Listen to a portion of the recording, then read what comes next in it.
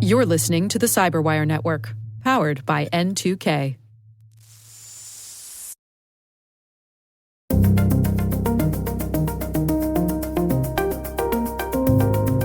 Hello, everyone, and welcome to Hacking Humans, where each week we look behind the social engineering scams, phishing schemes, and criminal exploits that are making headlines and taking a heavy toll on organizations around the world. I'm Dave Bittner, and joining me is Joe Kerrigan. Hey, Joe. Hi, Dave. And our N2K colleague, Maria Vermazis. Maria.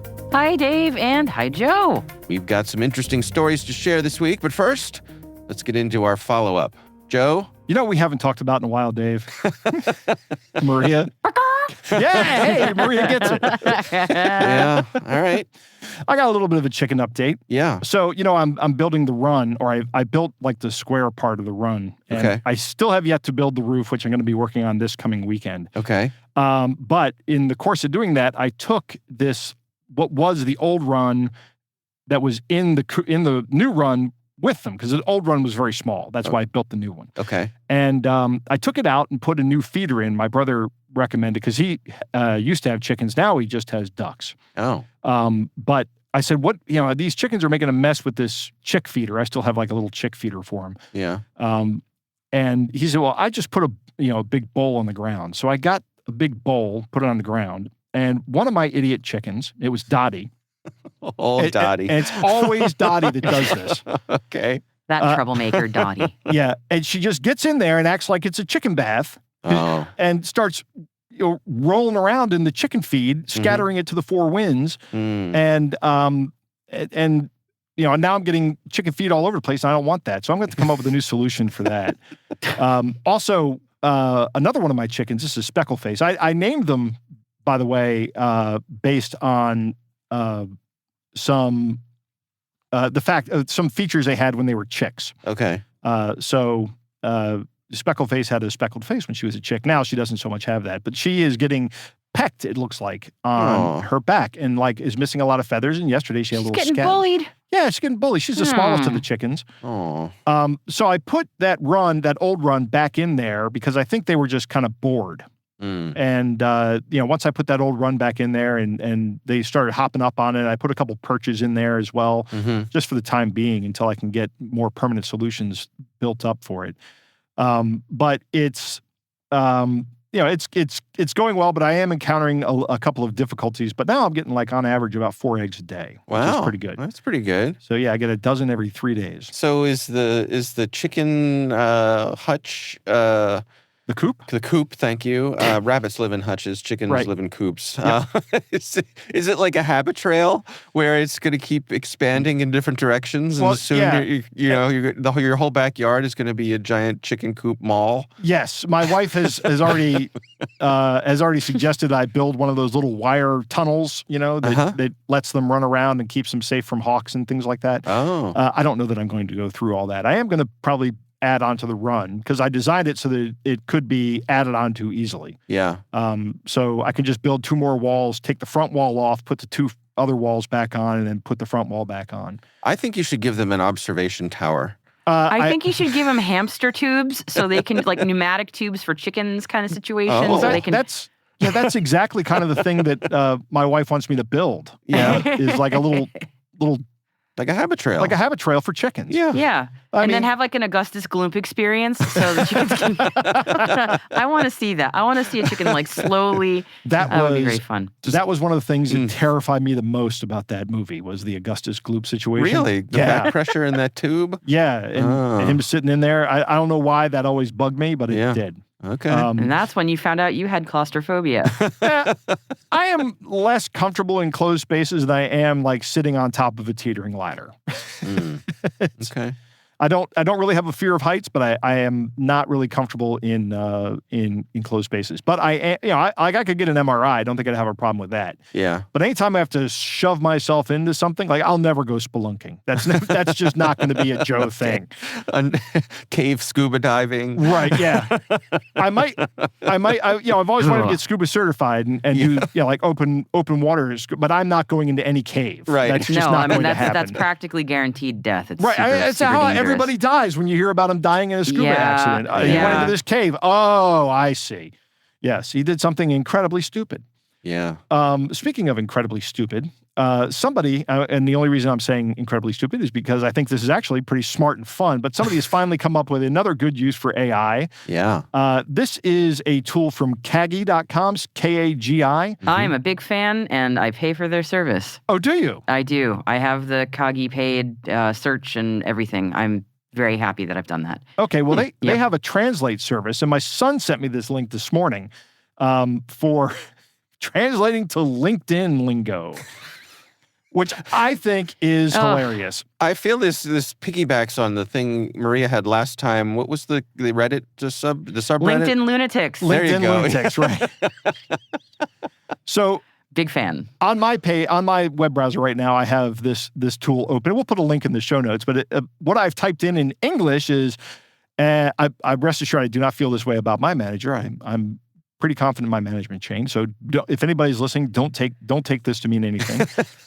But I just put this in. My idiot manager came up with the dumbest idea I have ever heard. And that's all I put in. Okay. And LinkedIn speak is, I'm incredibly grateful for the opportunity to lean into some truly disruptive, out-of-the-box thinking from my leadership today. It's a powerful reminder that embracing unconventional perspectives is key to fostering a growth mindset and driving innovation in a fast-paced environment. Jeez. Yeah. That Nailed sounds like it. it came right off LinkedIn. Yeah. I was griping on last week's podcast about how much I despise LinkedIn now. It's, called it Facebook in a suit and everything. And I am convinced that there are people out there who are just doing this kind of thing and using generative AI. So maybe I'll start doing this kind of stuff. I think it's just AI talking to each other. You've got AI making the posts and then AI in the comments. And I don't know if people are actually in the loop anymore. For It some could of very these. well be. Yeah, I doubt it. But some people also use LinkedIn kind of like Facebook, and I find that also very confusing. Yeah. Mm-hmm. I just, it's not, doesn't fit my mental model of how you're supposed to use LinkedIn to use it for a lot of personal updates. I get very confused by that. I see so much political stuff on LinkedIn, and I'm like, what are you doing? Why? Why Yeah, are I you don't- doing that? Yeah, that's just, again, does not fit my mental model of what Yeah. LinkedIn is for. I have been avoiding LinkedIn for probably about a year now. Yeah. It's for the best. Yes. It's for the best. I just don't like it. And a big part of it is this sort of style of communication, this inauthentic style of communication, I guess. Yeah. And everybody who contacts me or reaches out, well, it's not fair. Many of the people who reach out, many of the people who reach out to me on LinkedIn are in good faith, just want to connect, and Right. that's Yeah. fine. Yes. But enough people reach out to me on there who just want something from me Yeah. that it just feels one directional. So. Yeah. I also have to say, for people who post daily on LinkedIn, I definitely look askance at that. If you're posting Yeah. that much on LinkedIn, I'm like, wow, what's going on there? So, Mhm. yeah. Mm-hmm. So we have another, so we will share that link in the show notes. So do check that out because it is great fun. Let me just tell you about my past 3 interactions on LinkedIn. Is somebody We're has still said, on this. Okay. Yeah, I'm sorry. All right. Because I opened LinkedIn, I was getting ready to go here. And before we move on to that, this one is, hi, I noticed you have a podcast and wanted to see if you were looking for new guests. And another one is, hey, do you want to come to my conference that I'm hosting in Reston? I'm like, no, I'm busy. And another one is, this is the most recent one. As a career ownership coach with the Entrepreneurial Source, it's just somebody selling career coaching services. Yeah. That's the last 3 interactions. Then the one before that is a vapid, hey, congratulations on your 10-year anniversary at the Cyberwire. Yeah. Right? I've been doing this for 10 years, which was kind of, and you know what I did? I just clicked the automatic thank you, and it just like, thank you, thanks. And then this guy's first name is a middle initial, and he replied with the automatic, you're welcome. There you go. That was a very high value. Such Yeah. an empty conversation. Yeah. So great. Yeah. It's just like dropping your business card in a fishbowl. Like Right. what Mhm. I don't know. Yeah, I'm sorry. I had to talk about how much I despise. I'm very close to just deleting my account on this platform. Yeah. So there's another use of AI that was shared around on our Cyberwire Slack channels over the past week or so. Yep. And this is from a group called Civ AI, Civic AI Security Program. They have an Yep. automated phishing platform So basically, you put in some celebrity's name and it automatically generates a phishing email for them. Right. It could also So- fictional characters. It can do, Right. which I had a lot of fun with that. Right. So I'm just going to put in Yoda. I was going to do Boba Fett. Okay. But no, do Yoda. That's fine. All right, we'll do Yoda. So it's looking up Yoda. Oh, that's interesting. It gave us Frank Oz. That's no good. We know you have a choice in podcasts, and you probably should make a different one. Yes. Okay. All right. Well, so I put in Darth Vader, and it came back with Anakin Skywalker. So we can go with that. Spoilers, Dave. Close enough. Jeez. Right? So basically what this does is it goes to Wikipedia, looks up the person, so it finds out everything it can about them. And then you ask it to write the phishing email, and it generates the phishing email. So this one says, Dear Master Skywalker, I'm reaching out from the Coruscant Refugee Resettlement Initiative. Our records indicate you might have connections to former Jedi support networks. We're currently documenting displaced Force-sensitive individuals and tracking potential relocation assistance for those impacted by recent Imperial actions. Given your unique position and historical involvement with the Jedi Order, we believe you could provide critical background information about survivors who might need emergency assistance. Our team has preliminary data suggesting several at-risk individuals in the Outer Rim will require immediate support. We would appreciate any confidential information you can share regarding known Jedi survivors or their potential whereabouts. Your discretion is paramount as Imperial monitoring remains aggressive. This sounds like something a Sith Lord would say. I had so much fun with this link, Dave. I was using it on so many fictional characters like Paul Atreides from Dune.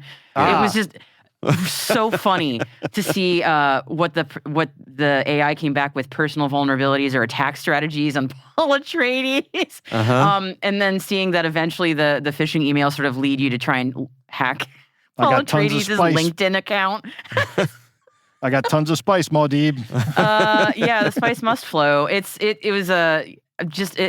had fun. I was sending this link around to a lot of friends, and I can actually see this one being something that people will engage with who don't normally think about this stuff. It's a really useful teaching tool. I'm a big fan of this. It really is. And it goes on to do an entire platform kind of thing. Like it'll show you what the landing page for the site you're linking to looks like. Yeah. It's amazing. Yeah, I'm sorry, Marie, I cut you off. No, it's okay. If you hit in some of the as you scroll down, there's an option where it has the initial phishing email. Sometimes you can hit the reply button, and actually it'll go back and forth with you to try and lure you in as this character. It's really quite interesting. Huh. So yeah, I've sent this to a lot of people who are not normally interested in any of this kind of thing, and they've also been having fun with it, and that feels like a hook. A really good one. So yeah, I think it's a great way to get people accustomed to what to look for. Yeah, it is. Yeah.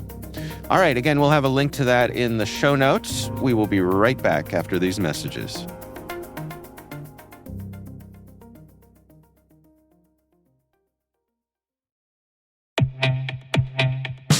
Every attacker counts on one thing: environments that trust too much. ThreatLocker closes that gap with default deny at execution. Unknown software? Blocked. Trusted apps? Contained with ring fencing. Configurations? Verified with ThreatLocker DAC so you stay secure and compliant. ThreatLocker delivers the visibility and control CISOs need without adding operational pain, making zero trust real for teams of any size. Stop ransomware at its earliest point. Book a demo at threatlocker.com/N2K.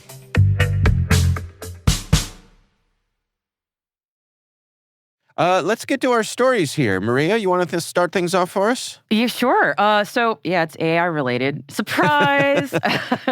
My story comes from Wired this week, and it's an update to a long-standing story that we've covered a lot about, basically pig butchering scams that are based in Southeast Asia and slavery going on there. There is a new job listing that's been going out in the last year or so for what they're calling AI face models. And these AI face models are actually working and I believe actually getting paid at these call centers, potentially also enslaved or at least unable to leave the compounds for their contracting stints. But The way that Wired was able to dig into this one was they were looking at a bunch of Telegram channels where job postings, and again, these are legit job postings, where these job postings were listed for AI face models, and they actually saw people responding to the job postings. So a lot of these models are based in Asia or Central Asia. And one example of a job respondent was a 24-year-old woman from Uzbekistan.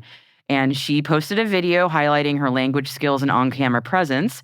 And she was seeking work with through these job postings to do live video calls where her face would be altered using AI to match a fake identity. So we've been watching deepfakes evolve with great interest. I know I have over the last few years. And I think we all know now that face swapping has gotten to the point where it can happen very easily in real time, pretty convincingly. Mm-hmm. Not that long ago, it was glitchy, but now it's scarily solid. And actually, I was just watching something earlier today about not just face swapping, but full body swapping is even getting pretty convincing. Where really, or even if you're using AI to swap you out as a totally different person, like say Taylor Swift or something, you interacting with the clothing you're wearing would actually convincingly have your avatar also doing the same. So if you've got a collared shirt on, you can manipulate your shirt, and your AI avatar wearing something different will also manipulate their shirt in a convincing way. It was wild, but that's still a little slow and requires a lot of heavy lifting computationally. Whereas face swapping is pretty easy comparatively. So if you hire a young model with like a nice body, I suppose all you need to do is have the face swapped out, and you can deploy this at scale. Mm-hmm. And especially if that person can speak the language that you're trying to target people with convincingly, you don't need to do a voice swap either. They can just use their voice, use their body, and just swap their face out at will. So the job listings that Wired was uncovering through Telegram, they're real, and they're for short stint contracts, usually about 6 months or so. The promises made by these job offers are questionable, but they do say that you do get paid a lot. Some job applicants are asking for things like $7,000 a month salaries, which is, I don't know if that was just someone going pie in the sky, or they're saying this is a normal competitive salary for this kind of work. So that's pretty wild. I know you're going to make a bunch of money scamming people with my face. I want to cut. Yeah, seriously. But the job demands are also the scammers are pretty upfront about what's going to be asked of these models, where long overnight shifts, sometimes over 100 to 150 video calls a day. Wow. And often their passports are taken for, quote, visa and work permit management. But as we often have talked about on this show, it really just keeps the person captive. But there have been a number of stories that have covered working as an AI or call center model. And apparently these people do bounce around from call center to call center. So it doesn't seem like they're actually being held indefinitely right now. Maybe they will be, I don't know. But it seems like there's a real job market for this. And people are living in parts of Southeast Asia and doing this kind of job and looking for this kind of work. So it is known, they're calling themselves AI call center models or AI face models. And they're going to rely on scripts. They're going to be in a big old room with a whole bunch of other AI face models doing the scamming. And these interactions are going to be extremely real time because the models speak the target language. In some cases, it's a dialect of Chinese, or it's going to be Russian or English. And all that's different is their faces swapped in and out with AI, which is, again, trivial nowadays. So the takeaway for all of us and for the people that we know is that if you're going to be saying, hey, I need a video call with you to make sure that you're a real person, that's not something you can depend on anymore. This is being deployed at scale to scam people and convince them that the scam is real. So, good times. Yeah. I was talking to someone in the past couple of weeks who was dealing with a deepfake scammer who was using video, and the way they were able to determine that is that they asked the scammer to turn completely around in their chair to do like a 360 spin. Yeah. And also to pass their hand in front of their face, because evidently the software can have trouble with that, and the person on the other side refused to do either of those things. Right. So they cut it off. Can I tell you the video I saw just this morning, though? They were able to stand up on their chair, turn around, everything, and it worked just fine. Wow. Okay. So that's not going to work much longer. fleeting. It's not going to work. Yeah, it was quick. I was like, yep, they figured that one out already. So, I was thinking of something like that, too. And I'm like, surely we've got some bona fide ways. And, a few weeks later, nope, they figured that one out. So Oh, Can I share the other takeaway for me from this? sure. That Yes, please. is completely selfish. So you put in this picture of this AI call center model, I did. little resume kind of thing. It lists her name, height, weight, but her hair color and eye color are both listed as chocolate. I'm going to start using that. That's good for your hair color, Dave. Yeah, right? Like what color? That's your takeaway, Dave? Yeah. All right. What color are your eyes? Chocolate. Delicious They're chocolate. not mud browned. They're deep chocolate. Not chestnut. Chestnut. That's another good one. No, chocolate. I have chocolate. Although chocolate hair doesn't sound. No. That sounds kind Chocolate of. hair. I'm going to go with chocolate powdered hair. sugar for my hair color. Powdered sugar. Whatever gets you through the day, man. Right. You know? All right. Speaking of getting through the day, let's move on. Joe, what do you got for us this week? Dave, my story comes from Interpol, and they have released their 2026 Global Financial Fraud Threat Assessment, second edition. And, for everybody knows what Interpol is, but they're like an international police organization. They have like 150 some member nations. The United States is a member of Interpol. And what this report is pretty long. We can't go into all of it, but what I do want to cover is some of the key takeaways that were listed in an article on Interpol website and also in the report itself. And the first key finding they have is that law enforcement authorities are collaborating more effectively against financial fraud. So that's really the goal of Interpol, is collaboration among law enforcement organizations. So they're starting Interpol. the goal Sorry. of the Interpol goal. Mm-hmm. Yes. So it doesn't really, at least not in my cursory reading of this report, talk about how effective that is. So maybe they don't have metrics on that yet, but I imagine this will only get better over time. I'm hopeful. I'm hopeful this will only get better over time. Yeah. The next key takeaway is the significant global and financial and human cost to the financial fraud. And this was shocking to me. Global losses related to financial fraud in 2025 alone have been estimated at $442 billion. That is the estimate. I don't know if that is just going off of reporting, but if it is just going off of reporting, that is a low estimate. Do you remember years ago, Dave, we had somebody write in and say the total cost is over $1 trillion a year? Yeah. And I was dubious of that, and I actually had a conversation with the guy, and he laid it all out for me in terms of not just financial losses, but also in like recovery costs and things of that nature. And it was believable. Here we are now looking at financial losses close to $500 billion. Yeah. So this has grown so big. It's such a huge problem. Yeah. And one of the things that is leading to that is the global spread of scam centers, which is another key takeaway. Initially these scam centers were kind of a regional phenomenon. You'd have them in India.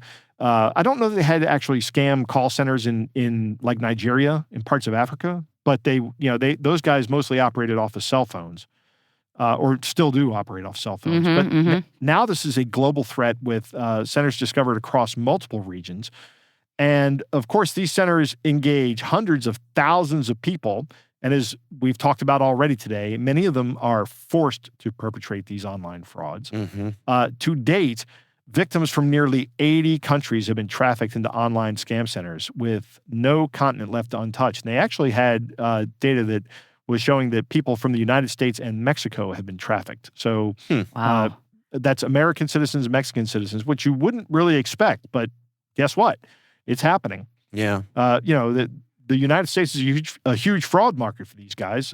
Why not kidnap a couple of some American English-speaking people and help make your fraud more efficient? Yeah. Speaking of making your fraud more efficient, and we've already talked about this as well, there's an AI angle in this story as well. Fraud has been increasingly enabled by these artificial intelligence tools. And this study says, or this document says, that the AI-enhanced fraud is 4.5 times more profitable than traditional methods. So it really helps these guys scale up. This is a problem from an economic standpoint because this really makes this career attractive. Mm-hmm. If you were in one of these countries and you were doing okay, and you weren't looking to go into the fraud business because you had a pretty good job, now it is 4.5 times more profitable. So if you were making, if you look at a scammer and go, that guy's making $20,000 a year, he's probably now making closer to $100,000 a year, which is remarkable. Mm-hmm. More bad news here. It's great. It's a great episode today, everybody. Right. It's great. Yeah, criminal networks are cooperating globally, and they are sharing expertise and technology. And something this report doesn't say, but I can guarantee is the truth. They're also sharing data. They're, when they find a target, they're selling that data and letting other criminal organizations have a crack at whoever they've already targeted. Yeah. And then the last key takeaway here is there is an interesting nexus between financial fraud and terrorist financing across the African region, which I did read a little bit about this. They're finding these guys are using cryptocurrency scams to finance their operations. Because once with cryptocurrency, you can move money internationally very quickly. Right. And then you can sell it and get your hands on some money to go out and buy some AKs. That's the AK-47. Thanks for that. Yeah. Okay, it wasn't clear. Yeah. What other AK would we be referring to? There's like an AK-53, and I think there's a new one. Ask a stupid question. Right. Yeah. See, Fair. You had to go there, didn't you, I had Maria? to. Yeah. AK-47, very reliable weapon. Classic for a reason. Yeah. It's classic for a reason. That's right. Yeah. So, we'll put a link to in the show notes to the article that has a link at the bottom of the page for the full report. I would encourage everybody to go out and read it. If you keep falling asleep, this will keep you up at night. Okay. It's the opposite of something to read to go to sleep. The reverse, okay. If you don't have enough anxiety in your life, this is the report for you. Are you one of the few people really relaxed nowadays who's just got nothing on their mind? If only I had more stress in my life. Right. If only I just Current feel events like are just so relaxing. I'm cruising through this world with just too much happiness. What could I read that would put me on edge? The joy scrolling is just getting to be too much. This new Interpol report on global financial crime. There you go. I'll tell you what, let's take a quick break here to hear from our show sponsor. We will be right back after these messages.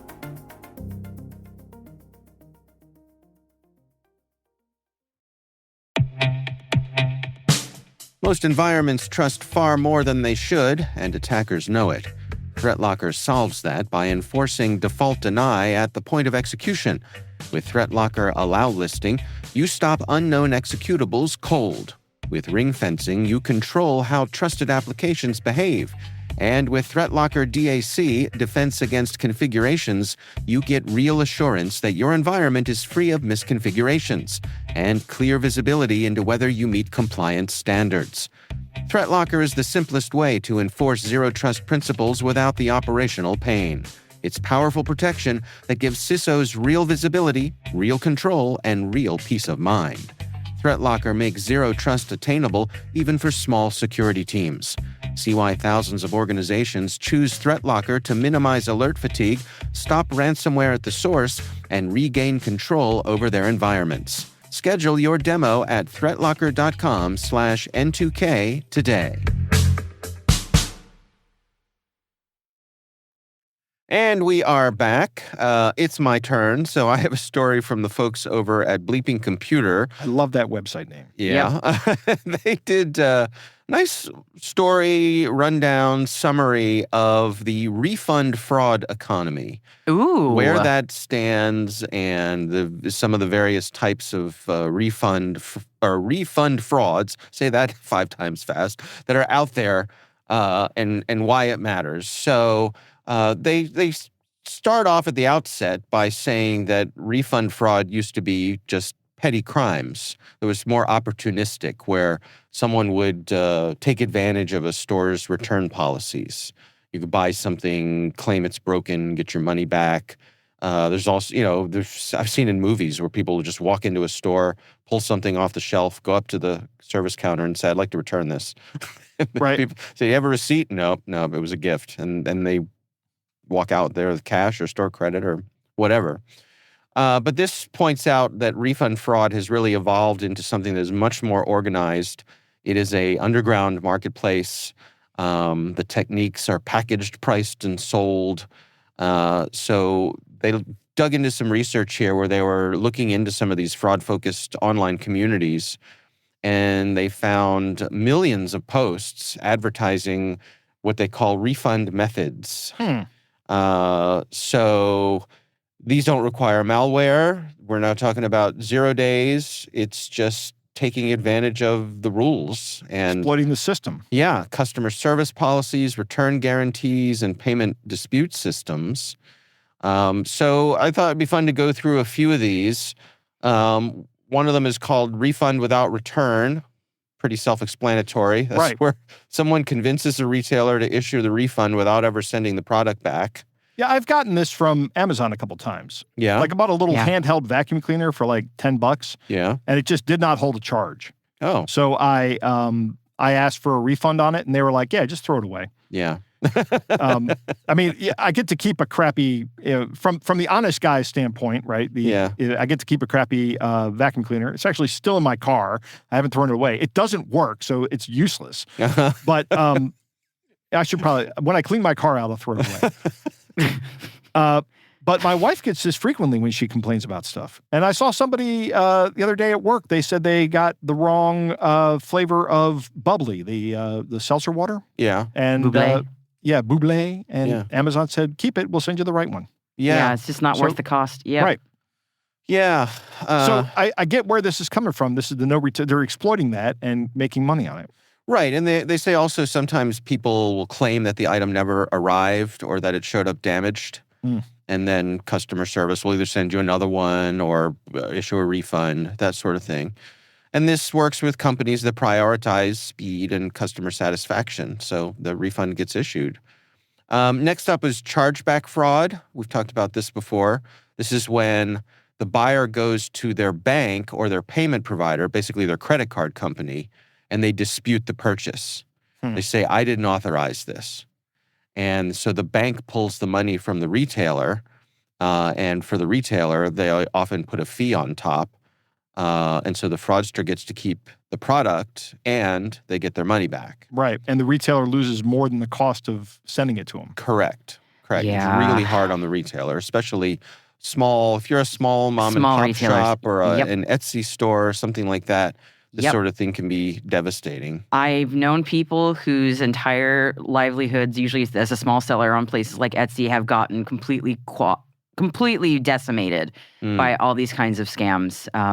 Small businesses really bear the brunt of this. And even just the protective measures that people have to put in place to try and prevent this kind of thing from happening can often add to shipping costs and that kind of thing, and that eats into their profits, and that can kill your business. It's really awful. Yeah.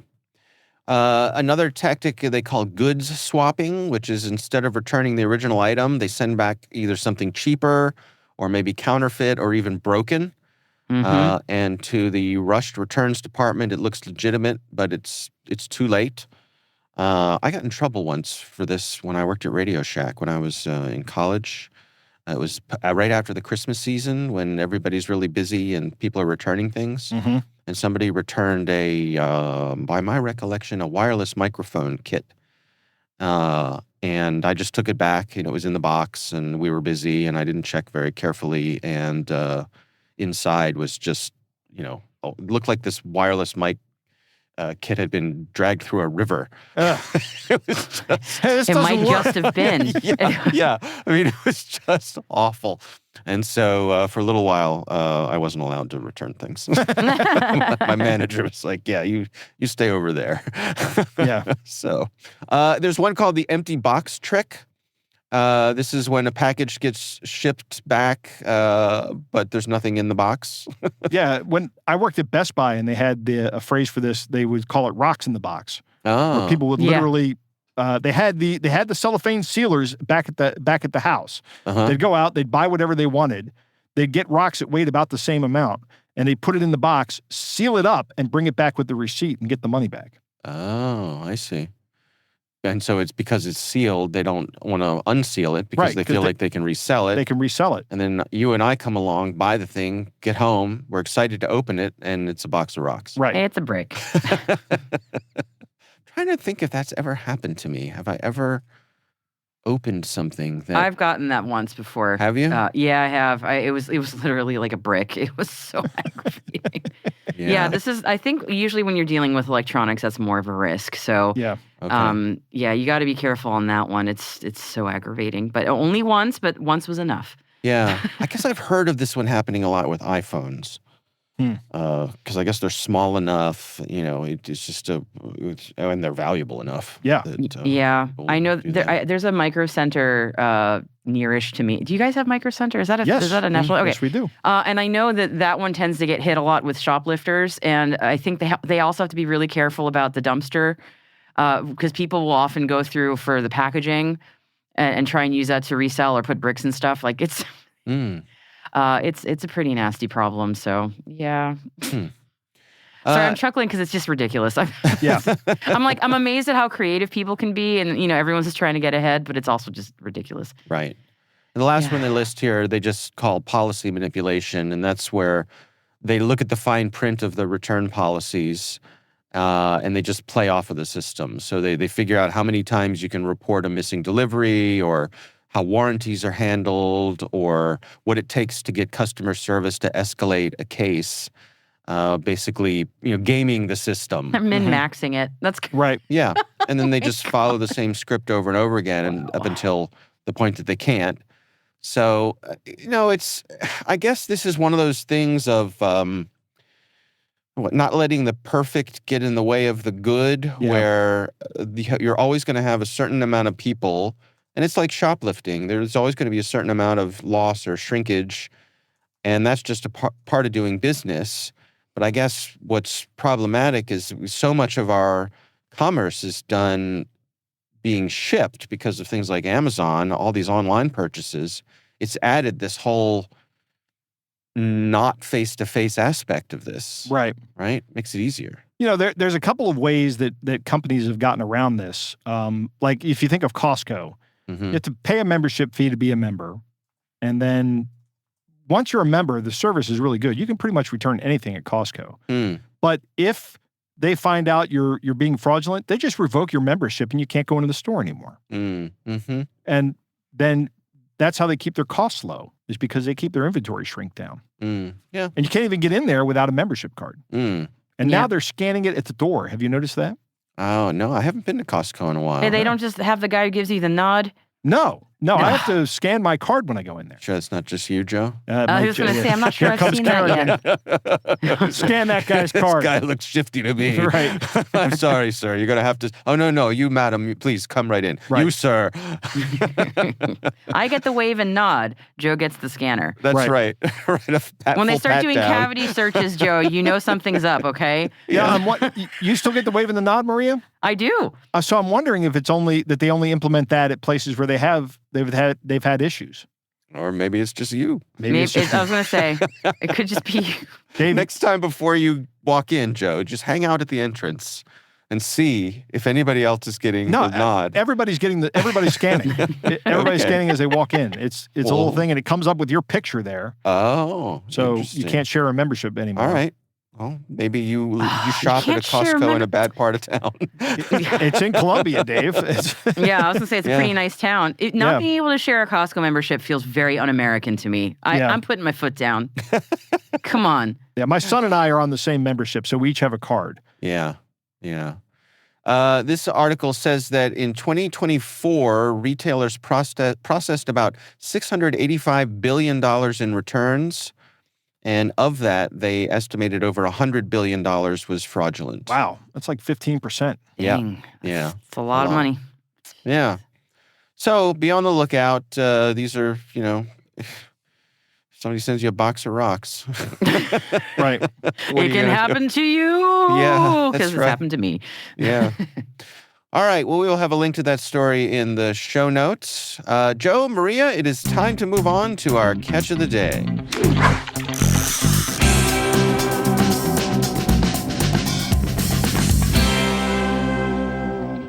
Dave, our catch of the day comes from the Scam Bait subreddit.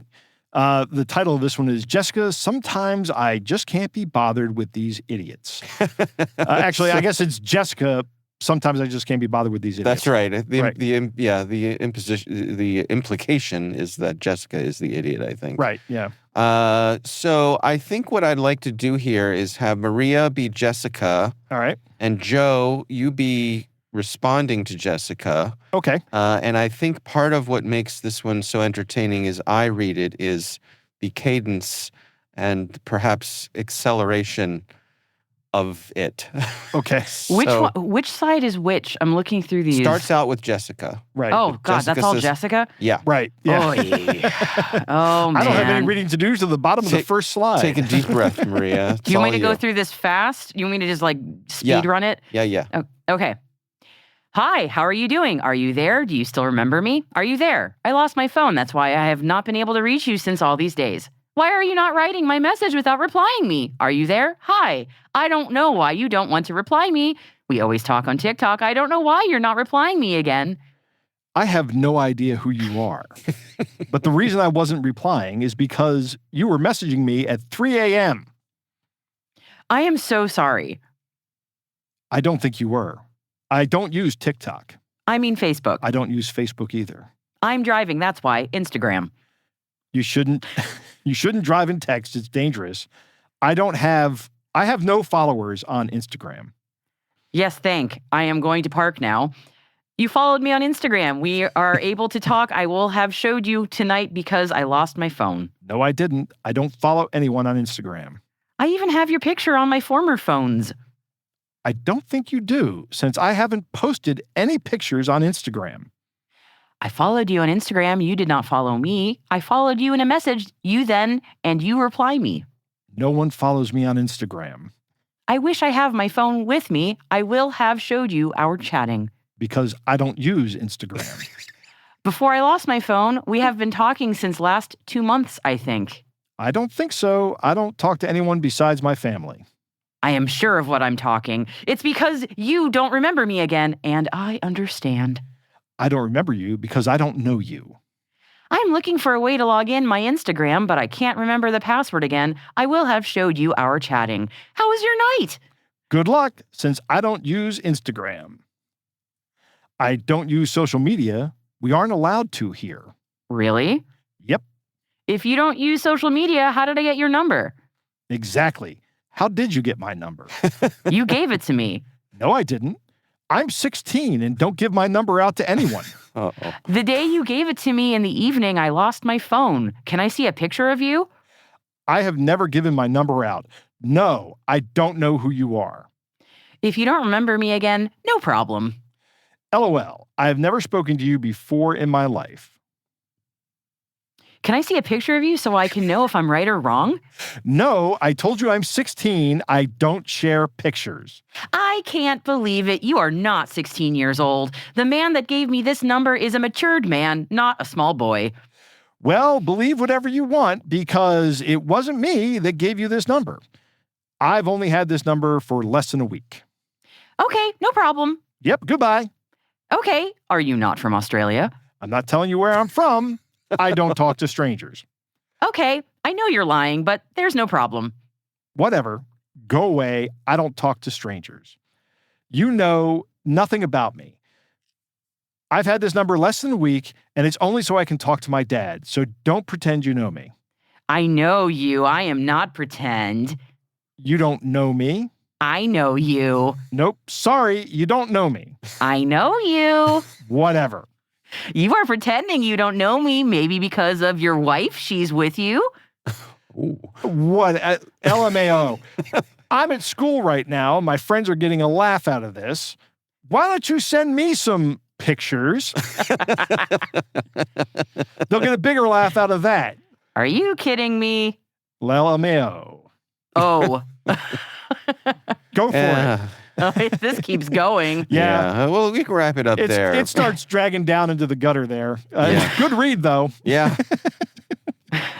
Yeah. Wow, this goes on a long time. This person is insistent, aren't they?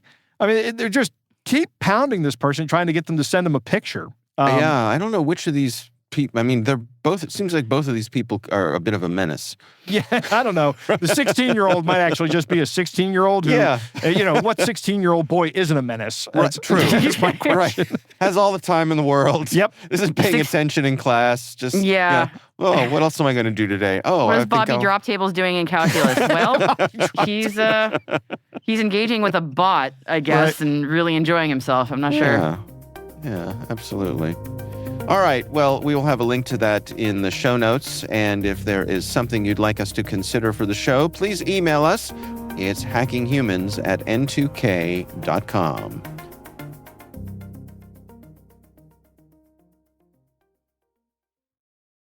Most environments trust too much, and attackers know it. ThreatLocker enforces default deny at execution, blocks unknown apps, and limits what trusted apps can do. Stop ransomware at the source. Get your demo at threatlocker.com/N2K. And that is our show, brought to you by N2K Cyberwire. We'd love to know what you think of this podcast. Your feedback ensures we deliver the insights that keep you a step ahead in the rapidly changing world of cybersecurity. If you like our show, please share a rating and review in your favorite podcast app. Please also fill out the survey in the show notes or send an email to hackinghumans@n2k.com. This episode is produced by Liz Stokes. Our executive producer is Jennifer Iben. We're mixed by Elliot Peltzman and Trey Hester. Peter Kilpie is our publisher. I'm Dave Bittner. I'm Joe Kerrigan. And I'm Maria Vermazes. Thanks for listening.